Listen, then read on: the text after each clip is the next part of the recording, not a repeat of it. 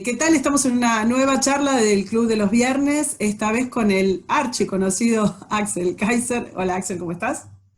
Hola, bien, gracias. Muy bien.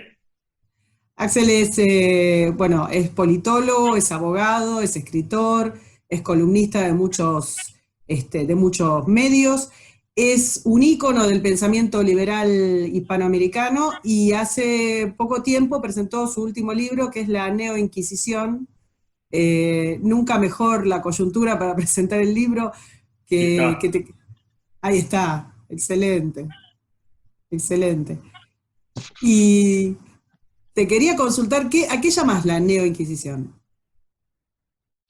A todo este grupo de personas que en las distintas esferas de la vida en común se han autoproclamado portadores de una virtud completamente intachable, superior, y que les arrogaría el derecho de perseguir, destruir, atacar y purgar, ¿no es cierto?, a todos los que no estén de acuerdo con su visión. Me refiero a las feministas radicales, me refiero al movimiento de supremacía racial que se está desarrollando en Estados Unidos, esta vez en contra de los blancos. Me refiero a toda esta cultura del victimismo, ¿no?, que existe, que se ha instalado en Occidente bajo la teoría de que hay grupos supuestamente oprimidos y marginados en nuestras sociedades por la estructura occidental liberal, ¿no es cierto?, que vendría siendo básicamente un reflejo del patriarcado, un reflejo de la opresión del hombre blanco y la dominación de distintos grupos, ¿no?, burgueses, clase alta, en fin. Y aquí habría entonces un conjunto de tribus, de grupos, víctimas, ¿no?, minorías, o en el caso de las mujeres no son minorías, pero eso es lo que se dice, y básicamente se apunta en una atmósfera cargada de hipersensibilidad emocional, es decir, lo único que importa son los sentimientos, ¿no? Exacto. Es completamente irracional esto, la evidencia, la lógica no importan, es depurar, por lo tanto, a la sociedad de este mal que se está denunciando, que existe en determinadas personas, en determinadas instituciones, en determinados discursos, con el fin de hacer una revolución cultural, que es lo que estamos viendo hoy día en Estados Unidos. Es una cosa jacobina, francamente, que no sabemos cómo va a terminar, esperamos que no llegue a los niveles que se han visto en otros lados, pero eso es lo que llamamos la neoinquisición, es la mentalidad de persecución, de purgar el mal, de destruir a los herejes que dicen cuestiones que no están aceptadas por esto, ¿no es cierto?, que reclaman tener una conexión con la verdad absoluta, de alguna manera, con una especie de divinidad que ellos representarían, de una pureza moral totalmente incuestionable. Y tal como en la Neoinquisición antiguamente, o sea, en la Inquisición antiguamente y las persecuciones de brujas y de herejes, hoy estamos asistiendo a un culto a la irracionalidad, al fanatismo y al totalitarismo que es algo recurrente en la historia de la humanidad. Por eso lo llamo la Neoinquisición. Aparte, esta vez viene de la izquierda, y me imagino que ponerse a la altura de los inquisidores católicos es algo que no les va a resultar demasiado atractivo desde el punto de vista de la imagen, pero necesitamos conceptos para calificarlos de alguna manera. Me parece que el de neoinquisidores es un buen concepto porque todo el mundo sabe lo que fue la Inquisición. De alguna forma, al menos por sensación, entiende a lo que apunta el concepto. El factor negativo. Hace pocos días, bueno, el New York Times, por ejemplo, es casi la suma de todos los ejemplos que diste. Hace poquitos días renunció una editora diciendo que tenía una situación entre asfixia y agotamiento por la forma en que atacaba cada vez que ella trataba de presentar alguna idea que no fuera parte del dogma de los sentimientos y de la corrección política. También ocurrió con una carta de un senador republicano que tuvieron que literalmente bajar, primero explicar, digamos, era más larga la explicación de por qué lo publicaban que la misma carta. Y hay como una serie de ejemplos que vienen como anillo al dedo, que son posteriores, digamos, a tu libro. ¿Qué te parece que el monstruo se está comiendo a los creadores? También hubo una carta de varios intelectuales más relacionados con la izquierda, con la centroizquierda, como el caso de Chomsky, diciendo, bueno, esto se nos va de las manos, ¿no? Sí, mira, fíjate que yo acá en el libro La Nueva Inquisición, aprovecho de pasar el dato, lo puedes comprar en Amazon España y lo envían en busca libre, también lo envían, esta es la edición chilena, pero está la española que publicó Deusto, ¿ya? De Planeta. Tengo muchísimos ejemplos en Estados Unidos y Europa de lo que tú estás planteando. De hecho, el libro está concentrado en este fenómeno en Estados Unidos y Europa, y es un análisis bien profundo. Y a mí no me sorprende absolutamente para nada, y por eso saqué el libro justo en el momento en que esto explotó, ¿no? Lo que está ocurriendo. El New York Times hace tiempo viene perdiendo el mínimo de pluralismo que pretendía tener y hoy ya se ha convertido nada más que en un panfleto de propaganda de la extrema izquierda, ¿no? Donde los últimos editores son las hordas del Twitter. Eso es lo que dice Barry Weiss, la editora que renunció al Exacto. New York Times recientemente, y que describe un clima totalitario, una atmósfera francamente de persecución, de hostigamiento terrible dentro del diario, ¿no?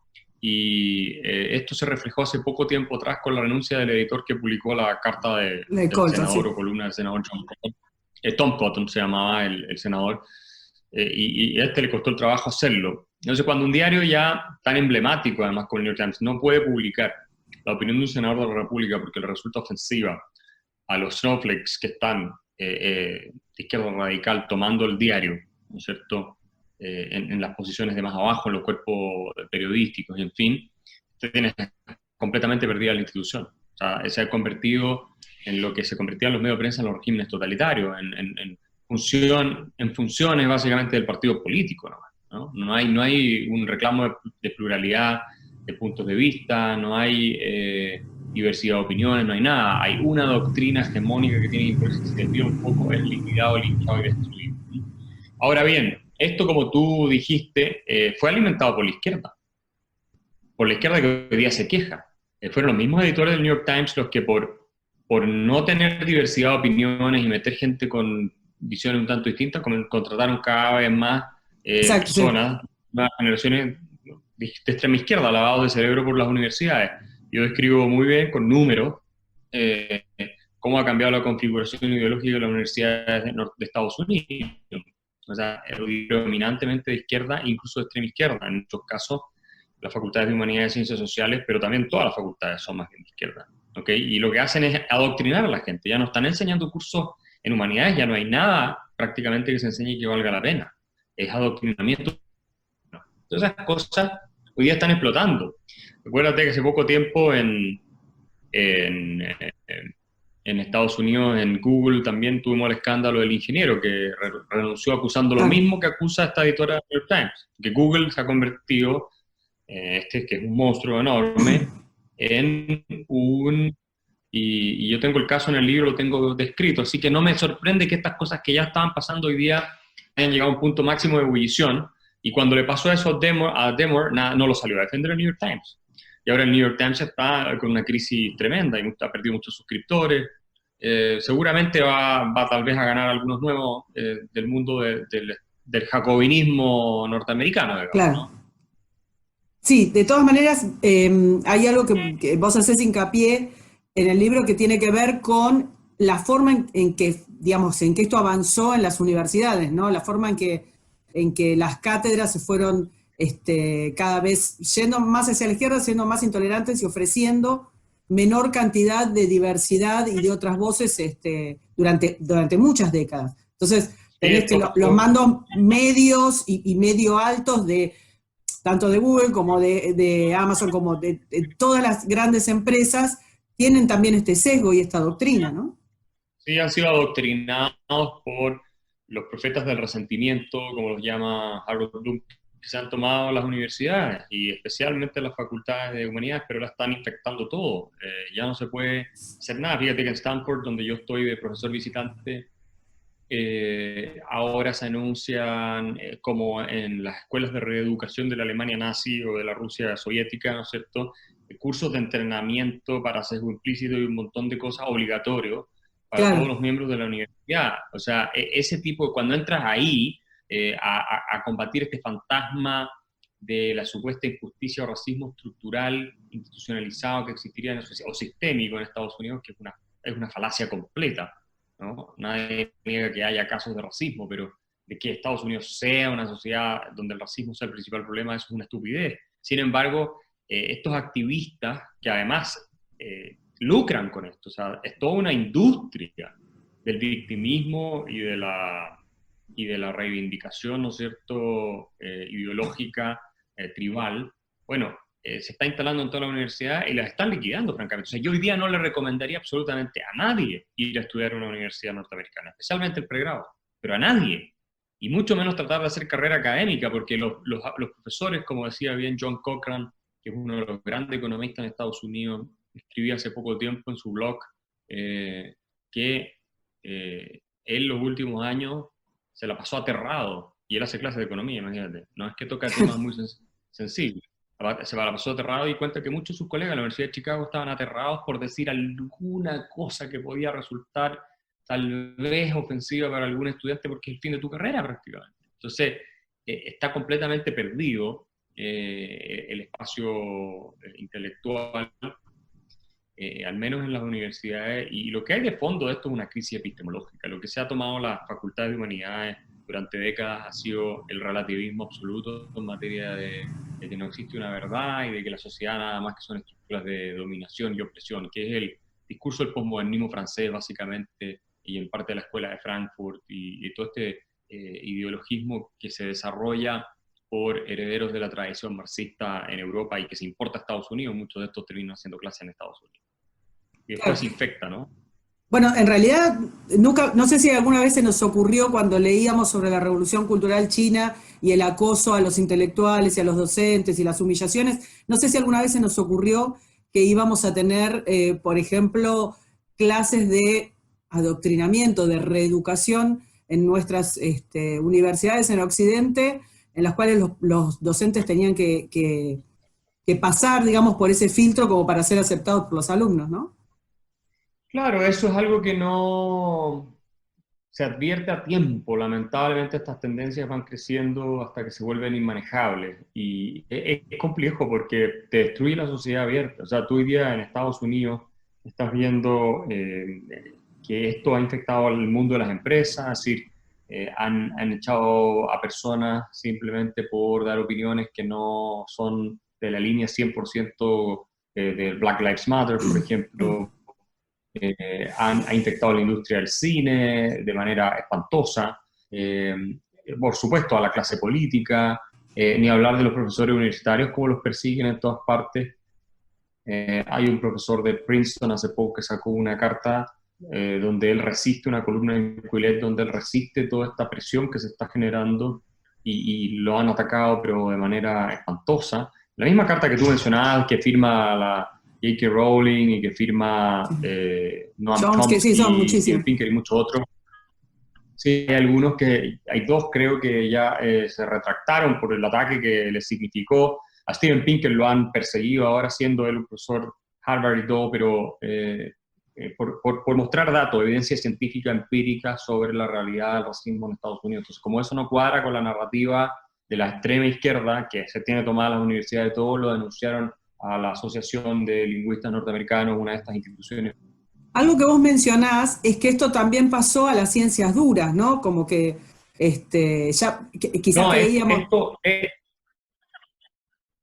Sí, esto pasó completamente a las ciencias duras, totalmente. O sea, de hecho hay una columna hace 5 días atrás del físico teórico Lawrence Krauss, que es uno de los más importantes del mundo, donde él habla de la ideología, cómo la ideología se ha tomado la ciencia y de que ya no es posible hacer investigación ni siquiera en áreas como la física sin estar presionado por estos grupos de activistas de extrema izquierda que te censuran, te persiguen y destruyen tu carrera. O sea, los invito a leer esa columna porque es muy ilustrativa de un fenómeno que parte en las humanidades. Mira lo importante que son las humanidades, ¿no?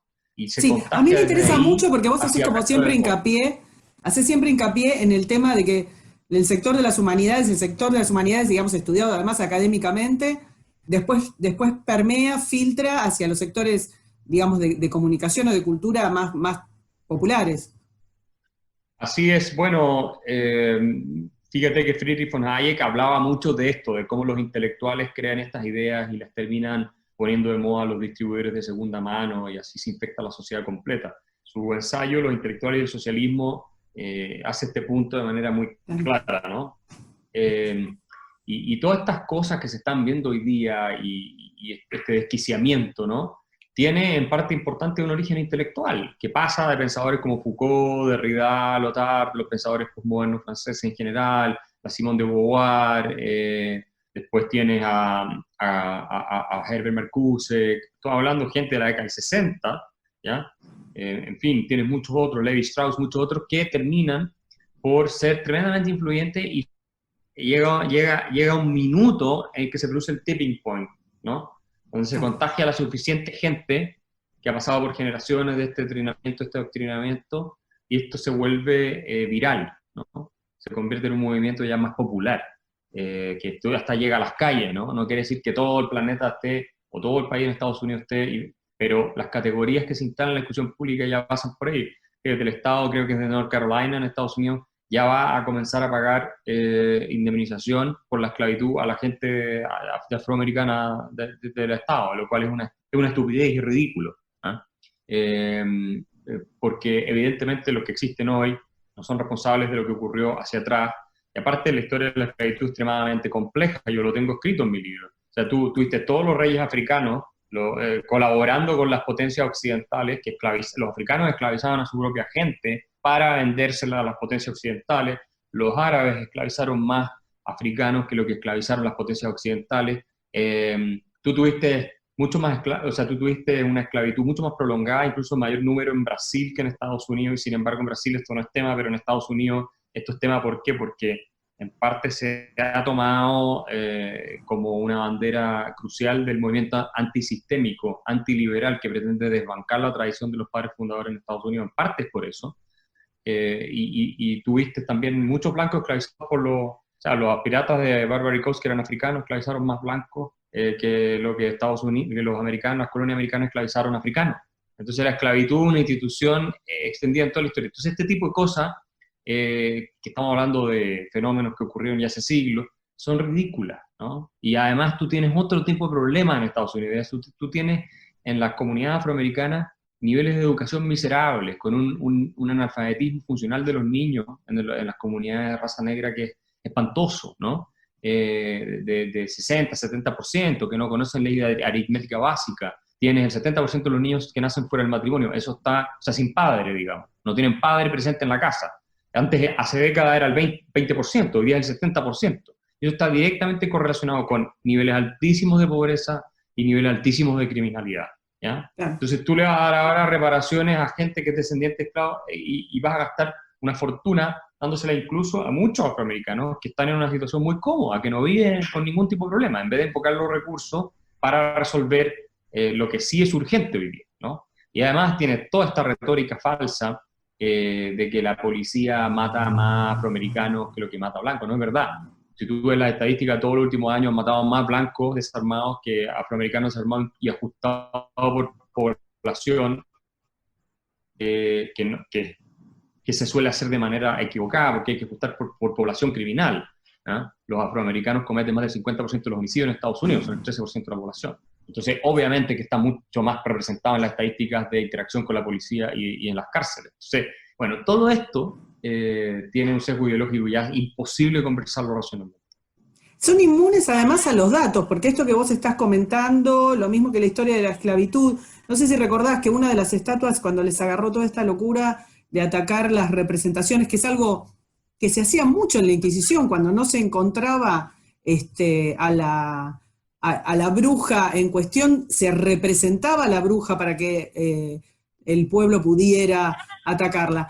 Entre los ataques que habían ocurrido, por ejemplo, atacaron la estatua de Cervantes, que fue él mismo, padeció una esclavitud. Bueno, él fue esclavo de los piratas de Barbary Coast, que es lo que te estoy diciendo, que eran africanos. Por eso digo, son inmunes, digamos, a los datos y a la historia. Hay como no les importa. Una reestructuración. Incluso atacaron una estatua de Frederick Douglass, que es un abolicionista negro del siglo XIX, ¿ah? y él era un esclavo liberado, digamos, emancipado, que luchó por la abolición de la esclavitud, y hasta estatuas de él la han volteado, ¿no? Probablemente porque Frederick Douglass, igual que Martin Luther King, defendían como grandes avances morales y de progreso humano documentos como la Declaración de Independencia y la Constitución de Estados Unidos, hecha toda por hombre blanco, ¿no? Bueno, Y es cierto, ahí están los principios. quizás ahí tiene mucho que ver ese ataque.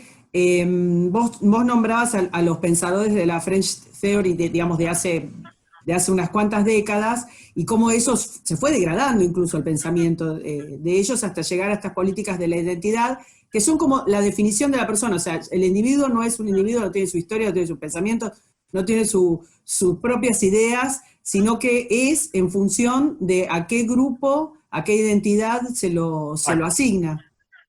Exacto, se destruye la idea de individuo, que es el presupuesto de la filosofía liberal, ¿no? Que somos todos seres únicos e irrepetibles y que tenemos nuestra propia identidad en función de esa individualidad, ¿no es cierto? Y de ahí surge y emana nuestra dignidad, del hecho de que somos únicos, ¿no? Y eso se destruye en esta visión que es tribalista, ¿sí? Yo lo explico en el libro, y se crea otro tipo de sujeto, que es el sujeto colectivo, ¿no?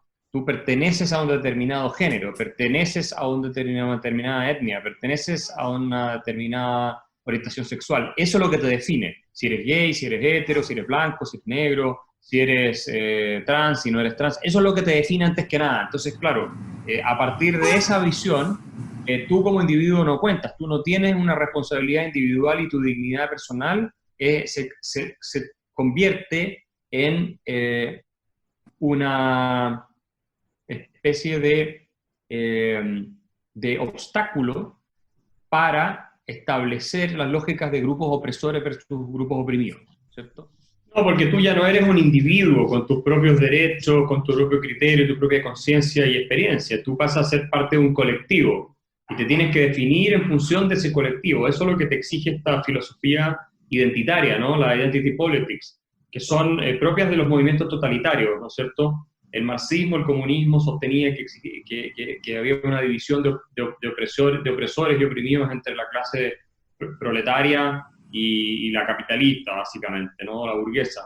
Y tú tenías que necesariamente ser un oprimido por la clase capitalista, identificarte de esa manera, porque además eso es lo que te convertía en material revolucionario. Si tú decías, yo no soy un oprimido, yo trabajo, estoy contento, eso es intolerable para el que está creando esta ideología y pretende obtener el poder a partir de esta ideología, ¿no? Porque tú ya no te pueden usar. Entonces, o te tienen que eliminar derechamente, o te tienen que de alguna manera someter, ¿no es cierto? Porque te convierten en un obstáculo para ellos. Y eso es lo mismo que estamos viendo hoy día. Los nazis hacían exactamente lo mismo con los judíos. Era una ideología identitaria, pero esta vez no de clase social, sino de raza, ¿ya? Que es lo que estamos teniendo hoy día. No es una exageración decir que en parte estamos viendo el resurgimiento de la ideología identitaria racial, que fue propia de los nazis y ha existido muchas veces en la historia de la humanidad. Pero lo que estamos asistiendo hoy es eso, la negación de tu condición de sujeto, de individuo, con tus derechos, con tu dignidad personal, con tu conciencia, con tu criterio, con tu libertad, para identificarte antes que todo como el miembro de un determinado colectivo y atribuirte a ti todas las características que según esta ideología tiene ese colectivo, que en el caso de los blancos vendría siendo el white privilege, ¿no? Que es el privilegio blanco que tenemos solamente por el hecho de tener un color de piel de determinada manera, y eso al mismo tiempo nos hace culpables de todo lo malo que le pasa a las demás personas en este planeta.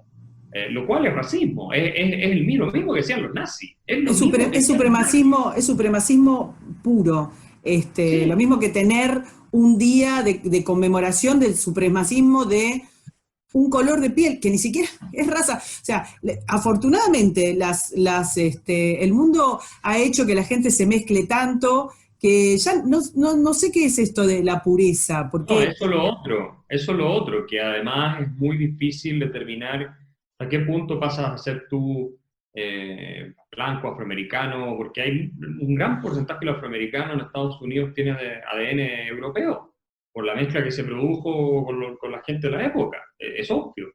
Y sin embargo, se presentan muchos como víctimas o los presentan así los mismos blancos de izquierda, ¿no? Como las víctimas que paradójicamente pasa lo siguiente, fíjate, los blancos de izquierda sostienen que la gente negra en Estados Unidos son víctimas de los blancos, ¿no es cierto? Entonces ellos dicen, nosotros tenemos esta culpa blanca, pero le niegan a los afroamericanos cualquier tipo de agencia al hacer eso. Es decir, cualquier tipo de capacidad de ellos mismos hacerse responsables por sus propios problemas y salir adelante. Con lo cual, están realmente despreciándolos y tratándolos como seres inferiores.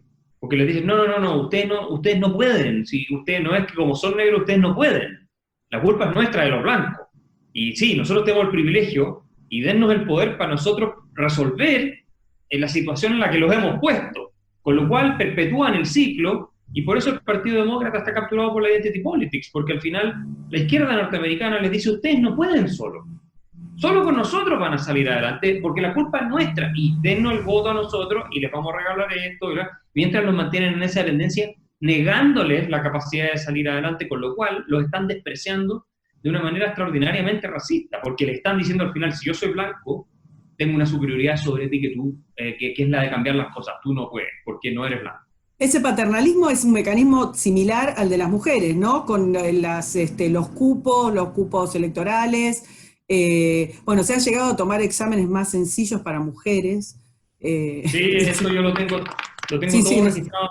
En mi libro está todo escrito, cómo se han ido reduciendo las exigencias para que haya más mujeres, también minorías. Ahora se están eliminando los exámenes de ingreso en algunas universidades en Estados Unidos. Es totalmente delirante, ¿no? Porque claro, cuando tú compras el argumento que viene de la crítica que hace Foucault, que hace Derrida, que hacen todos estos marxistas modernos a Occidente, de que vivimos en una estructura de pura opresión, donde todo es una construcción social en beneficio del hombre blanco heterosexual para dominar a todos los demás, incluyendo la ciencia, entonces un test de examen de ingreso universitario está hecho de acuerdo a los instrumentos que sirven y favorecen esa dominación. Entonces, si obviamente a los blancos les va mejor, es porque los blancos hicieron el test para que a ellos les vaya mejor. Lo mismo el lenguaje tiene que ser destruido, la gramática es otra forma de dominación, hasta la física pasa a ser una cuestión de narrativa nada más. Yo tengo ejemplos de papers en que eso es lo que se argumenta. El escándalo de Alan Sokal en el año 96, que era un físico de centro izquierda que mandó estos papers a journals de estos pseudo estudios académicos, no sé, de género, de postcolonial y todas estas cosas que son charlatanería pura, donde él argumentaba, ¿no es cierto?, que las danzas rituales de no sé qué tribus podían servir para entender los astros igual que la física clásica, no sé qué, y se lo aceptaron y se lo publicaron. Y el tipo decía, bueno, si me publican esto, lo que demuestra, lo hizo a propósito, es que esto es pura charlatanería y pura estupidez. Y hoy día estamos anclados a este irracionalismo estúpido del postmodernismo y de los estudios culturales y de género, todas estas cosas que se han convertido en verdaderas máquinas de adoctrinamiento, como dice Camille Paglia, y fábricas de gente frustrada, amargada, resentida, ¿cierto? Que además salen al mercado y no encuentran trabajo con esas estupideces de grados académicos que están recibiendo. Entonces, es todo un problema que tiene muchas aristas, pero parte en lo intelectual. Sí, hay algo interesante, tanto con el tema del esclavismo como con el tema del feminismo, que es que la evolución, digamos, la superación del esclavismo que sí existió y de la opresión femenina que sí existió hace siglos, se superó en Occidente, o sea, fue Occidente el que consiguió superar estas barbaridades. Porque no, el movimiento feminista no se va a plantar ante las embajadas de Irán en el mundo para protestar por el tratamiento hacia los homosexuales, hacia las mujeres, hacia los lugares donde todavía hoy existen esclavos, ¿no? No, claro, el triunfo de la libertad es occidental y de la dignidad humana. Si la idea de dignidad humana es un invento occidental, ¿no? Fundamentalmente el cristianismo, pero después lo toma muchos filósofos occidentales que hoy día lo están denunciando como supremacistas blancos, como Kant y otros más, pero es un invento occidental, y son los occidentales los que terminan en su hemisferio con la esclavitud, y eso se expande al resto del mundo, aunque sigue existiendo la esclavitud en China, en muchas partes de África se sigue produciendo, ¿no? Y uno podría argumentar que en ciertos bolsones de Occidente hay, pero no está legitimada como práctica. Nosotros la condenamos y la combatimos. ¿Ah? Ahora, lo que estamos viendo es una reacción que va más allá. Insisto, lo que se está buscando es crear nuevas castas y, en el fondo, si tú quieres, es un nuevo orden que establezca lo que Occidente había superado. Occidente había superado la desigualdad ante la ley, porque no creía ya en algún minuto en que había seres superiores a otros debido a su condición social, o a su género, o a su raza, o lo que sea. Hoy lo que se está instalando es un tribalismo, ¿cierto? Un fascismo, si tú quieres, de izquierda, muchos lo han llamado así, que busca... Que termina con la presunción de inocencia, o sea, la pertenencia a cierto colectivo. Totalmente. Es colectivismo tribal, del que Karl Popper hablaba tanto, y eso es incompatible con la sociedad abierta y con la igualdad entre la ley y el Estado de Derecho. O sea, se está creando un sistema de castas nuevamente, ¿ya? En que son otros los que van a estar arriba, o se supone que debieran estar arriba, y que tienen esta vez una superioridad moral por el hecho de considerarse víctima, sobre todo los demás. Considerarse víctima y además por tener una determinada etnia. Porque hay algunos que llegan al punto de sugerir que los blancos, por ser blancos, son intrínsecamente perversos. Que es lo mismo que los nazis decían de los judíos.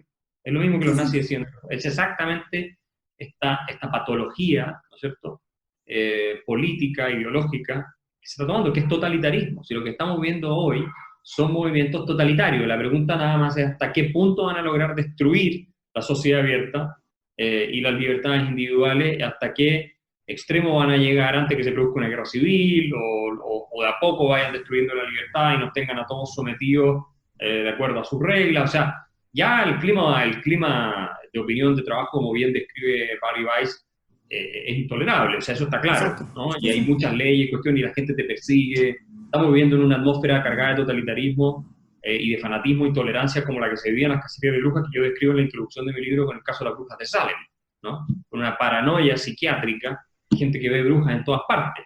Apelo al filósofo en vos. ¿Qué pensás que es esto? ¿Culpa? ¿Una culpa colectiva? ¿Por qué estamos permitiendo esto? ¿Por qué accedemos o callamos a esto? Yo creo que ese es el concepto central. A mí me parece que Occidente está siendo destruido por dos fuerzas psicológicas que son, si tú quieres, incompatibles de un punto de vista, pero correspondientes desde otro punto de vista. Una es el resentimiento y otro es la culpa. Van siempre de la mano. Pongámoslo en términos clásicos. Las revoluciones socialistas, marxistas, fomentaban, por cierto, y se nutrían de la envidia y el resentimiento de quienes las abrazaban, ¿no?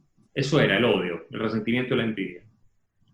Pero al mismo tiempo cultivaban y fomentaban la culpa de parte de aquellos que eran los enemigos declarados de estos revolucionarios. Vendrían siendo los burgueses y los proletarios.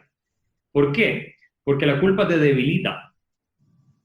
El sentir culpa te hace frágil, te convierte en un objetivo muy fácil de destruir, porque no estás dispuesto a defenderte, no estás activado, no tienes tu sistema de defensa y reacción activo desde el punto de vista psicológico y organizacional.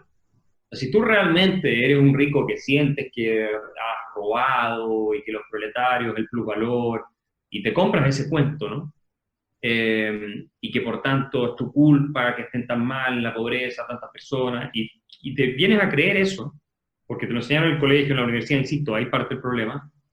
Tú le estás dejando el camino completamente pavimentado para que el día de mañana vengan a quitarte lo tuyo, porque tu disposición a defenderte no solo pasa por el interés material inmediato que tú tienes que no te quiten tus cosas, pasa también por una integridad moral y psicológica que ellos a través de la culpa han logrado destruir.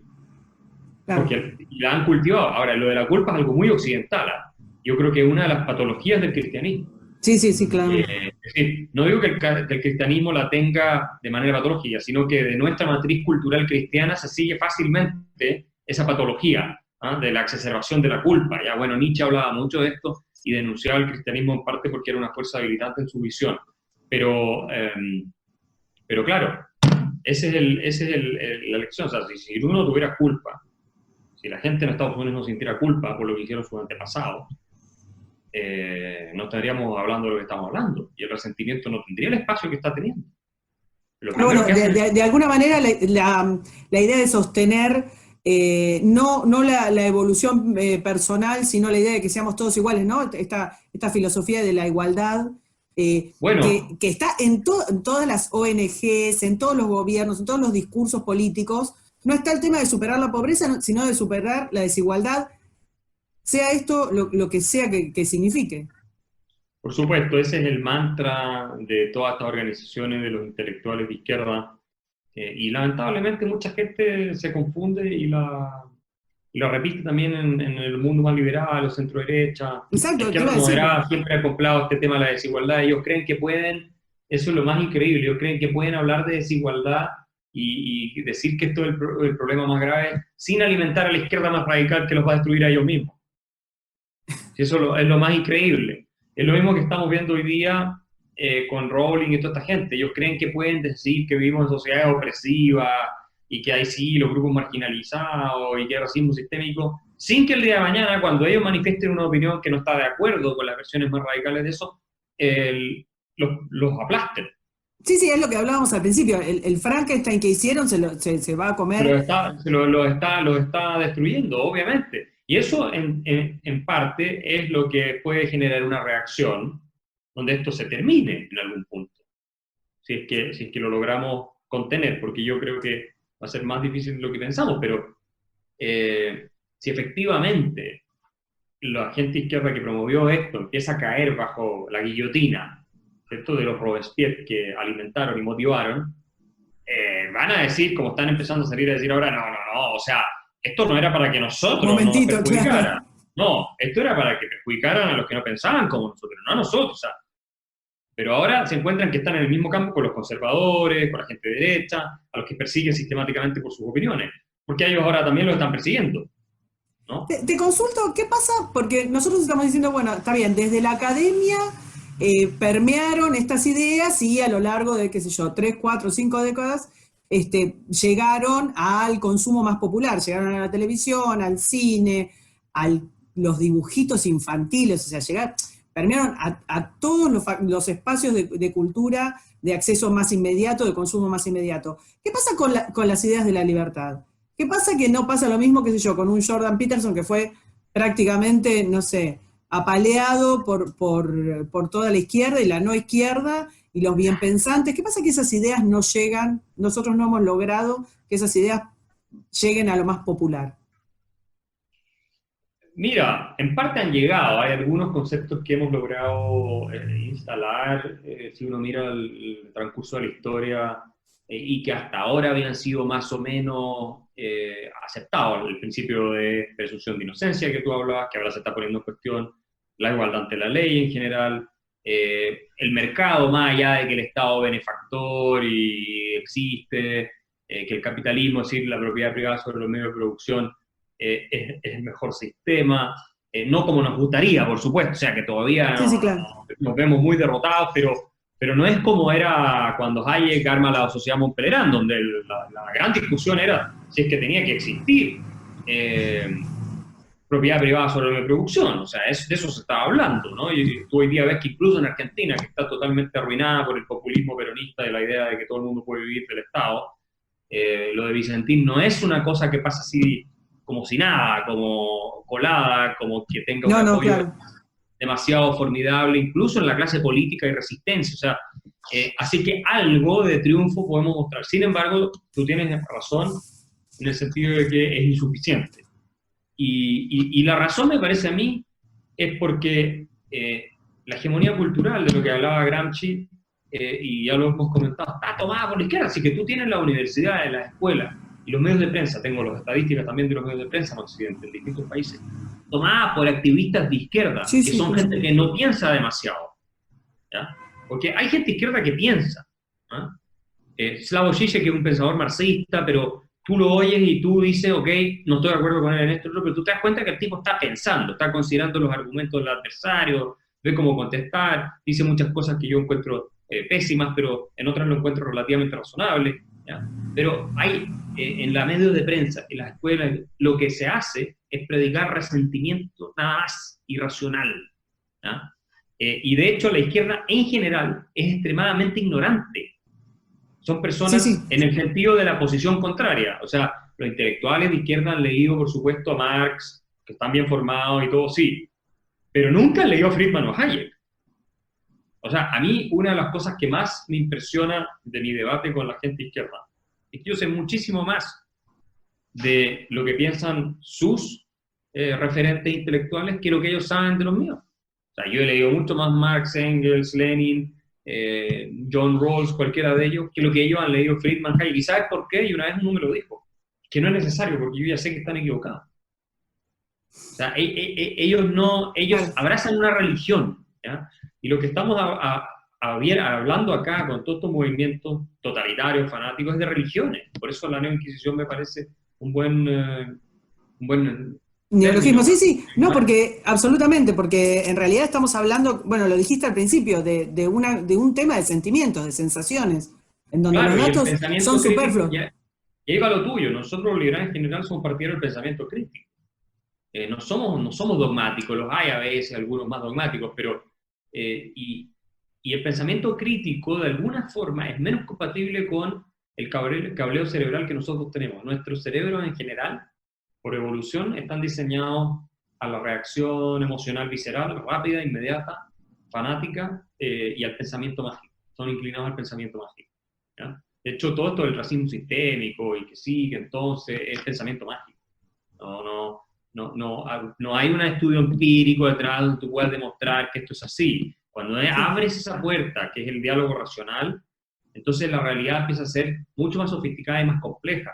Entonces puedes encontrar ciertos bolsones de racismo en algunas instituciones, pero no las vas a encontrar en la No son mayoría. institucionales, claro. Exacto. Vas a ver que, no sé, la gente de raza negra que viene de Nigeria o viene de Jamaica, incluso de la India en Estados Unidos, les va tremendamente mejor que a los afroamericanos nacidos ahí y tienen el mismo color de piel, incluso les va mejor que a muchos grupos blancos. Entonces, ya empieza a ser, no, es que esto no cuadra con mi narrativa. Y eso es lo que quieren evitar a toda costa. Por eso, de lo que estamos hablando es de lo que Karl Popper llamaba el irracionalismo. ¿Ah? Él advertía que esto es la fuente de todos los males, tragedias, totalitarismo y fanatismo religiosos que han arruinado nuestra vida durante sí. El no querer abrirnos a la posibilidad que hay una verdad y que esa verdad nos podemos acercar nunca de manera perfecta, pero a través del diálogo racional, de la evidencia, de la lógica, de testear hipótesis. Esa es la manera de salir adelante y eso es lo que nosotros los liberales creemos, más allá de tener principios que no nos gusta transar. Pero estamos abiertos a la evidencia. Ellos no, ellos seleccionan aspectos y elementos, los descontextualizan a propósito para crear una narrativa que les favorezca su punto de vista. En ese sentido, el miedo y la ira siguen siendo, digamos, factores muy poderosos a la hora de conseguir votos y a la hora de instalar relatos. Y te hago como un salto hacia el año pasado en los acontecimientos violentos que tuvieron lugar en Chile. ¿Qué te parece? ¿Qué pasó? Porque ustedes no tenían malos índices de crecimiento y demás. ¿Cómo puede ser semejante movimiento? Bueno, la verdad es que sí, Michelle Bachelet arruinó la economía del país, esa es la realidad. Venía ya en una tendencia decreciente, la culpa no es toda de ella, porque en Chile no hemos hecho ninguna reforma real en función de la productividad en 20 años, por lo menos. ¿Okay? Entonces la tendencia de crecimiento venía así. Y Michelle Bachelet aceleró eso con sus reformas irracionales de nuevo, no fundadas técnicamente, que llevaron a cabo bajo el eslogan de la igualdad y pasarle la retroexcavadora al modelo neoliberal, que fue el concepto que usaron, y dividiendo la sociedad en buenos y malos, los poderosos de siempre versus el pueblo, o sea, muy populista. Y con eso el crecimiento económico en su gobierno cayó, tenía un 5% con Piñera, en parte gracias al precio del cobre, pero cayó a 1.8% durante sus 4 años en promedio, y sin sus reformas habría sido un 4% según lo que se ha calculado, ¿ya? Y eso llevó a que los salarios reales que venían creciendo a razón de más de 3,6, 3,7% por año, ¿no es cierto? El crecimiento cayó a cero. A cero. En parte también por el flujo migratorio descontrolado que hubo en su gobierno, que ella incentivó y que se acabó cuando entró Piñera al poder, ¿no? Y eso tuvo una presión sobre los salarios muy importante, pero cayó a 0,4, pero prácticamente a cero, ¿no? Y Piñera sale elegido por una mayoría bastante amplia con esto de los tiempos mejores, que iba a traer tiempos mejores.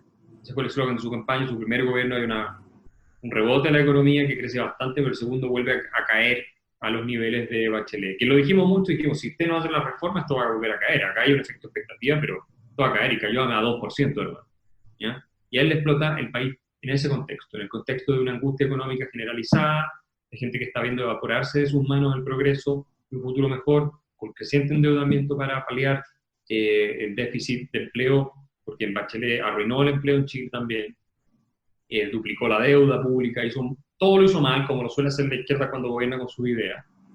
Y a Piñera le explotó esto.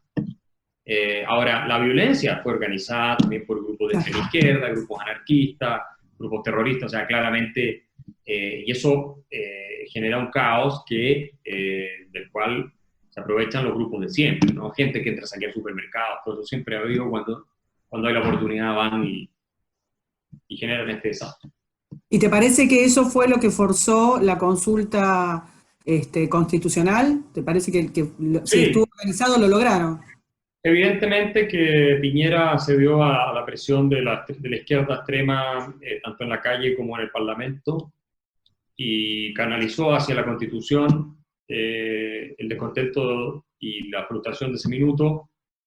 Tenía un cierto sentido, porque, de nuevo, los intelectuales en Chile han convencido a través del proceso que hemos discutido a la gente de que una nueva Constitución le va a mejorar la vida, lo cual es una estupidez completa. Cada tanto caemos los latinoamericanos en la culpa de la Constitución. Por algo nos salimos adelante de manera definitiva, ¿no? Y Piñera decidió sacrificar la Constitución. Ahora tenemos una catástrofe completa en el país, económica, política. Piñera está muerto políticamente. Y viene además un proceso constitucional, o sea que en Chile puede pasar cualquier cosa, ahora se puede desarmar todo, hasta la democracia. Claro. No dejo de pensar el paralelismo, que te puede angustiar mucho por cómo estamos nosotros, el paralelismo de cómo venía el kirchnerismo, gana Macri y no logra revertir, le estalla, y el efecto expectativa se derrumbó hacia el final de su mandato. Y bueno, no, lo que pasa es que no tenemos ni en Argentina ni en Chile centro-derechas que gobiernen con sus ideas. Son miedosas, son cobardes, caminan... O sea, habría sido mejor que Macri no terminara el gobierno haciendo su programa, a que se fuera dejándole a Cristina como lo está dejando. Yo creo, por lo menos. Y bueno, alguien podría decir, sacó dentro de todo una votación no tan mala. Está bien, sí.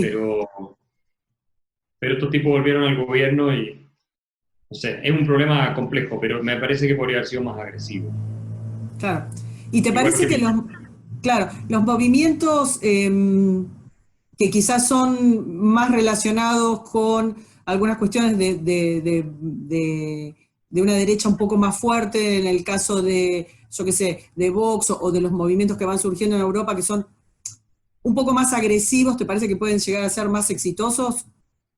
Serían muy exitosos y están siendo exitosos, salvo porque las derechas tradicionales están adoptando varios de sus postulados y de sus posiciones.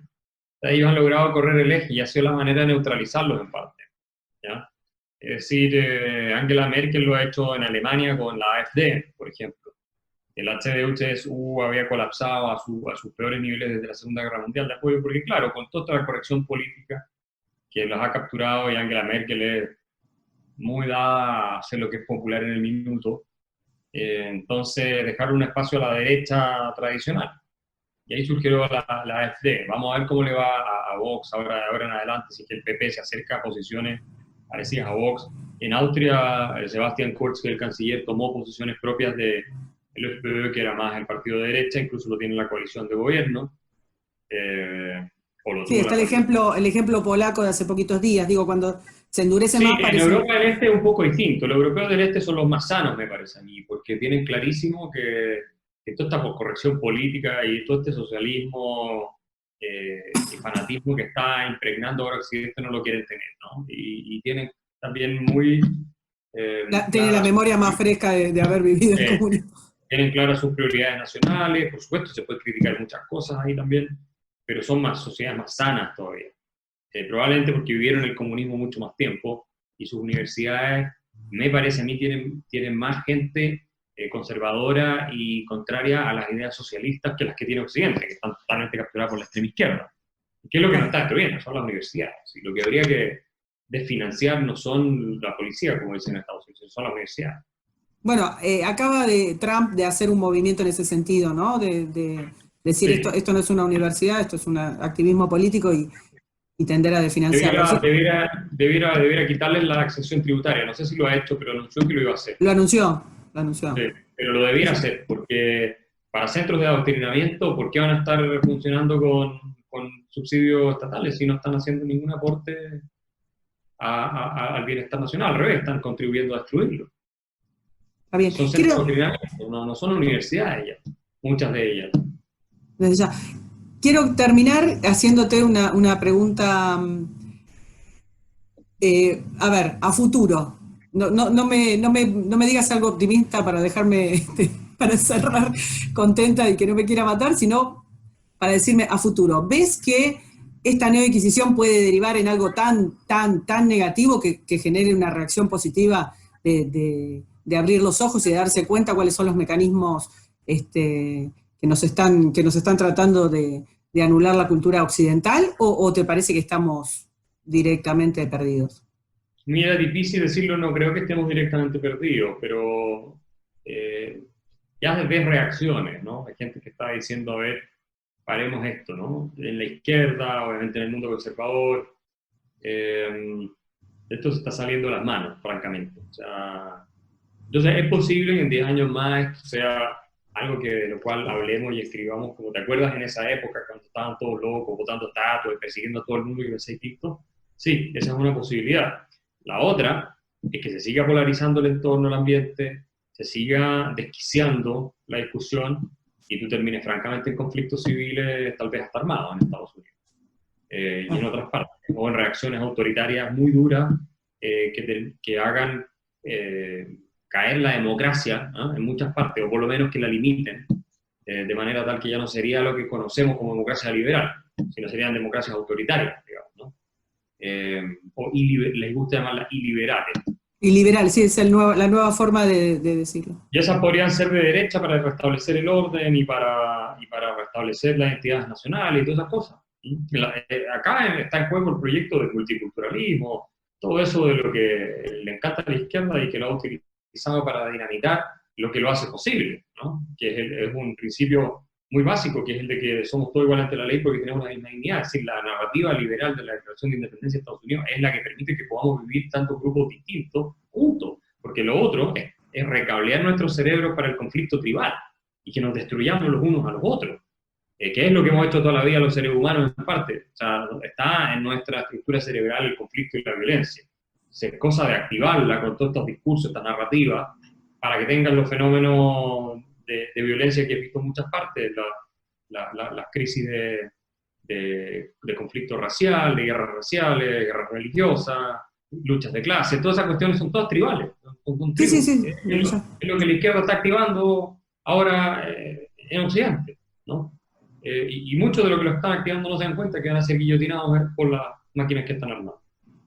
¿Y cómo ves, para finalizar, tu posible participación política, o cómo ves la política de los espacios de centro-derecha en Chile? No, yo en política no voy a participar desde el punto de vista electoral, pero me parece que estamos en un proceso de desintegración en Chile complejo, que puede terminar con la ruina total de la democracia.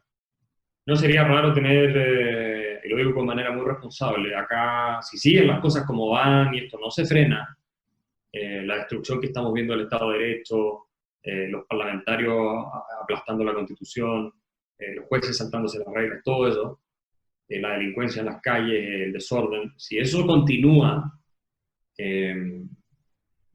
Parece que podría pasar. parece que estuvieras describiendo Argentina hoy tal cual, es increíble el paralelismo. Sí, pero tenemos una diferencia. Los chilenos en general históricamente hemos sido menos tolerantes al desorden y al caos. Y somos más pobres, además, que ustedes, en términos de recursos naturales y todo eso. Bueno, pero si eso continúa en Chile, a mí no me extrañaría ver un gobierno autoritario de transición, un gobierno militar encabezado por las Fuerzas Armadas chilenas, hasta que se restaure el orden y de nuevo tenga elecciones y todo, o un autoritarismo electoral, algún líder que logre llegar de alguna manera y cierre el sistema de alguna manera de forma tal que pueda imponer orden. Porque eso es lo que la gente va a terminar pidiendo, si este caos continúa. No creo que sea la probabilidad más alta. Yo creo que vamos a tener un país mediocre, problemático, desordenado, caótico, típicamente latinoamericano durante muchos años. Eso es lo que creo yo. Y que perdió el sitial de privilegio que tuvo en América Latina y todo esto el milagro, todo eso se acabó. O sea, Chile ya no va a ser el mismo. Eso se terminó. El clavo en el ataúd, porque no fue, la única razón fue el gobierno de Michelle Bachelet y ahora lo que está pasando con Piñera. O sea, Chile se acabó, como lo conocía. Y eso lo va a celebrar mucho la izquierda latinoamericana, sin ninguna duda. Sí, sí, porque eran el faro de los Éramos últimos. el paro y no vamos a volver a hacerlo, salvo que pase algo muy profundo desde el punto de vista político, institucional en este país. Pero con esta clase política de tercer mundo que tenemos, es imposible. Y menos con esta mentalidad que se ha instalado que el Estado tiene que regalarle dinero a todo el mundo. Nos vamos a parecer más a Argentina que a cualquier otra cosa. Bueno, Axel, te agradezco muchísimo el tiempo, la entrevista. Para nosotros es un lujo haber podido contactarte y el libro que te lo El dejaste por libro, eso. bueno, aquí está. Ahí está. Está Ahí buenísimo, está. léanlo. La verdad es que es una compilación de datos y de material exquisito. Y bueno, lo recomiendo, a mí me encantó. Muchas gracias, Axel. Gracias a ustedes. Un abrazo.